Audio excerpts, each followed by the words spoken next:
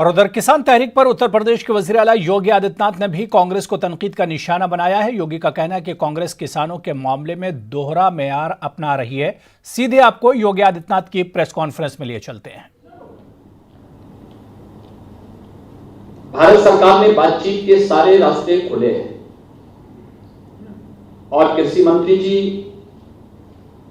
भारत सरकार के कृषि मंत्री और अन्य केंद्रीय मंत्रीगण किसान प्रतिनिधियों के साथ कई दौर की बातचीत कर चुके हैं।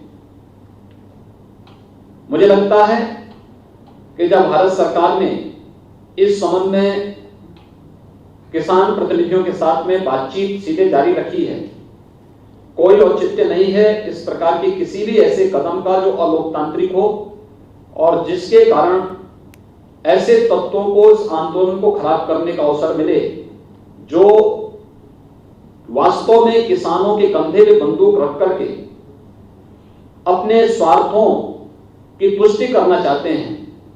और इसलिए हम लोग चाहेंगे कि बातचीत का क्रम संवाद बना रहना चाहिए और संवाद किसानों के हित में जो कदम मोदी सरकार ने उठाए हैं पिछले 6 वर्षों के दौरान, मैं विश्वास के साथ कह सकता हूं कि आजादी के बाद 55 वर्षों तक शासन करने वाली राजनीतिक दल ने किसानों के हित में इस प्रकार के कभी भी महत्वपूर्ण कदम नहीं उठाए।